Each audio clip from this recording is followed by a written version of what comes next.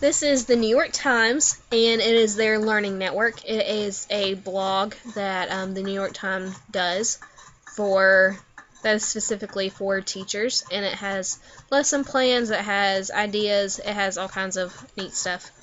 I've recorded this one time previously and realized that it did not have any audio. So what I found on the website now will be completely different from when I did it in August.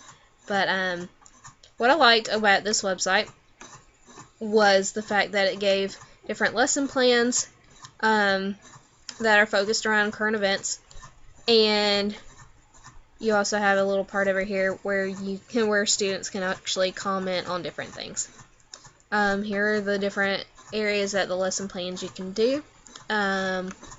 My students liked to do current events, so these are some of the current event things that students can read about, and it gives you many different aspects of current events. This one would have been really neat to see when I was talking to my students about the shutdown. They were very curious about the shutdown. But it's in many different areas. You can do anything from American history to current events. You can do fine arts, health, anything that's going on in current events right now. You can probably put this into those classrooms. And this is a good way to incorporate both social studies and language arts by getting some of the literacy.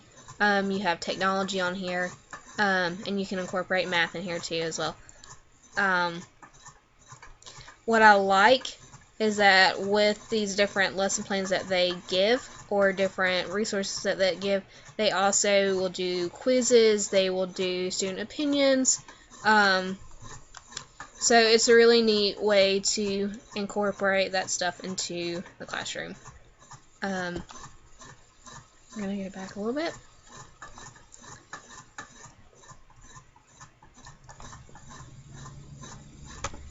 These are some of the questions that they have about things that are going on in the news. I think it's important for students to understand what's going on in the news around the world and in the United States, because they're starting to realize that things that were happening a long time ago in history that we might be studying about throughout social studies, you can relate it to some of those events. So I like the different things that the New York Times has done here. So New York Times, the Learning Network, it's under the education part of the New York Times. Lots of lesson plans, lots of resources that you can use to incorporate current events, quizzes, polls, all kinds of stuff to kind of get the students involved in learning. And there are also some videos that you can show, and the student opinion part. So, New York Times Learning Network, it's really cool. I'd use it. I have used it. I'd use it again.